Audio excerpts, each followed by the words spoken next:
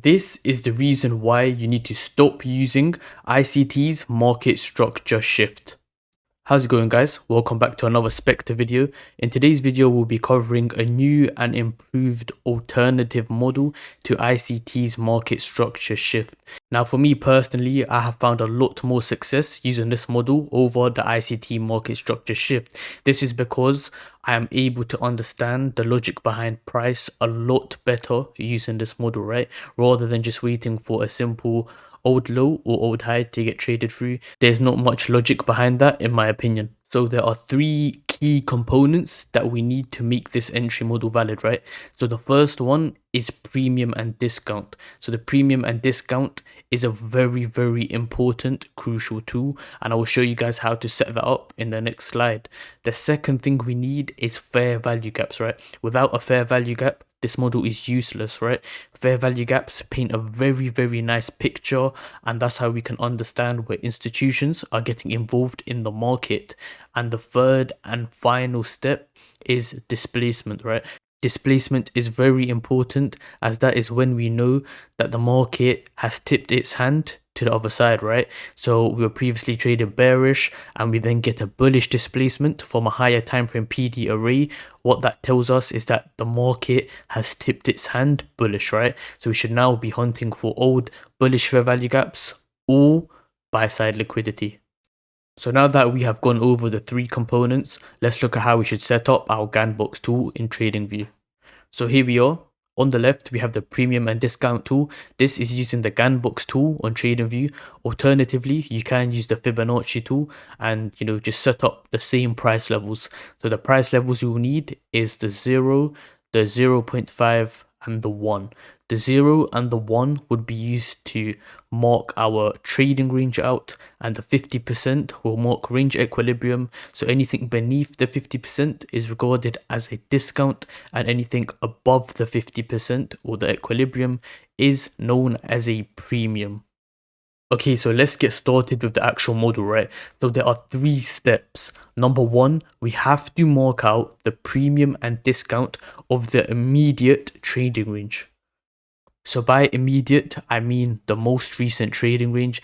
This is because we don't want to use the larger trading range and wait for a very long time for our entry confirmation. Ideally, you should be relying on your higher time frame bias, and the entry confirmation is simply just an entry confirmation because we're relying on that higher time frame bias, right? The narrative should play out and your entry confirmation is just a tool to get involved. So the second step is to look for an opposing fair value gap. So if I am looking to take a buy, I need to find a bearish fair value gap, and I want that in the premium of the immediate range. Now, it's very important that when you look for this bearish fair value gap, it must be either at the range equilibrium or above it, right, in the premium, because if price is to continue bearish, we should not disrespect that level. However, as we are looking to take a buy, we are looking for price to disrespect that level, and that will be our entry confirmation. So I can understand that was probably a lot of words to take in and was probably quite confusing. So let's jump into a chart example where I can clarify this. So here we are. So in this trade scenario, we are looking to take longs, right? We are looking to buy the market. So as we can see, price has traded down into a higher time frame PD array, and we have marked out our most recent trading range from range high to range low. So we should then use our Gann Box tool to mark out the premium and the discount of the range. In this case here, we can see the green area highlighting the top 50% of the range is referred to the premium, right? And the bottom half, the bottom 50%, is regarded as the discount of the trading range. So step 2, we need to identify that fair value gap, right? So here we are. We have a fair value gap resting just above the range equilibrium, right? If not at the equilibrium. So as we can see, price trades up into that, right? We are currently respecting that. So what we are looking for is a displacement through this fair value gap. As you can see, price has now closed above this fair value gap with a large bullish candle. This is our pattern completed. We should now hunt for longs. So then following this idea, price has now shifted bullish, right? We now have a new bullish trading range. So once again, let's mark out our premium and discount to understand where we should buy the market. As you can see, price trades below the range equilibrium into the discount. So the bottom 50%, the green area, into the fair value gap, and then we lift off to trade higher. And that's it. That's how simple the model is, and that's how we use it. So now I'm going to dive into the charts and show you guys a real chart example of this happening using Tradingview's replay tool. Okay, so here we are on the daily chart. As you can see, price has now traded into this daily bullish order block, right? We are currently respecting the order block's body. As you can see, we've just tapped into the high of this candle, right? Not the wick, just the high. So if we now go to the hourly chart and we're going to hunt for our model.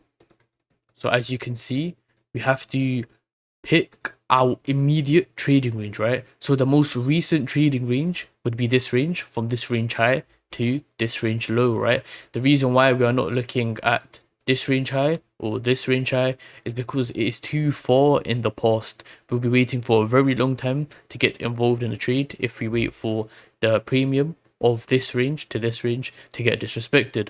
So we're going to go with the most immediate, the most recent range. So here we are, range high to range low. So now we need to mark out the premium and discount of the range. So from range high to range low, we can see we have this fair value gap here resting in the premium of the range. So now we need to mark that out, right? So we've now completed two steps. We've marked out the range and we've marked out the premium and the discount, right? We've now identified a fair value gap in the premium of the range. So now what do we need to do? We need to wait for price to disrespect this, right? Price needs to displace through this fair value gap, and then that's our entry model completed. So let's play this out.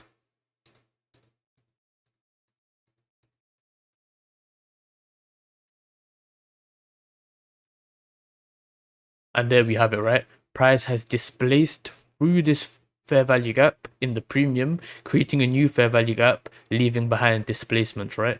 So now we can identify our new range to look for a trade entry, right? So as you can see to the left, we have this mitigation block, which is in the discount of the trading range.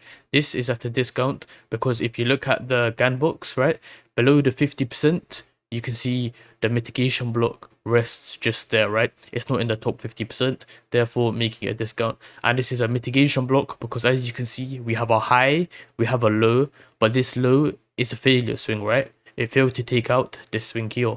So this makes it a mitigation block once price trades through the high on a closing basis, right?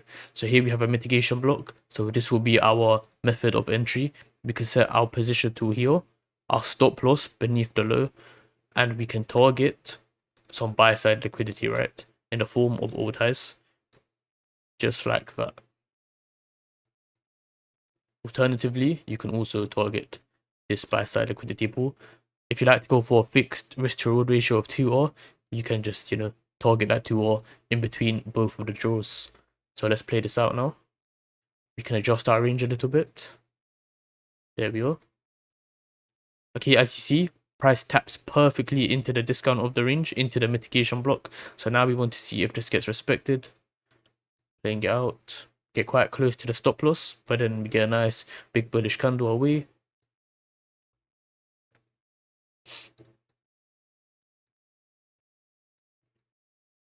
Again, we come back lower. We actually are run on this low. We failed to close beneath it. That's a turtle soup. Let's see. And there we go, right? We just hit TP and then we reverse immediately. If I go down to the 15-minute time frame, you can see price quickly wicks into a drawn liquidity and then it reverses immediately. So that is a very, very quick, simple way of how you need to use a model, right?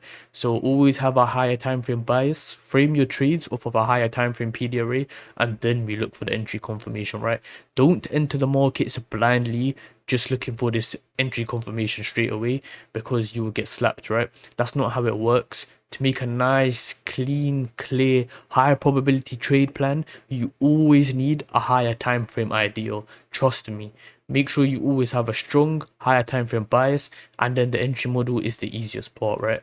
So yeah, that pretty much sums up the short example of the model.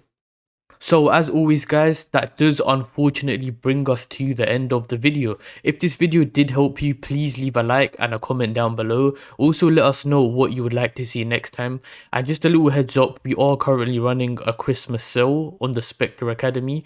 So the price has been reduced, so feel free to check that in the link down below. I hope this new entry model can really improve your trading, and thank you for watching. I will catch you guys in the next video.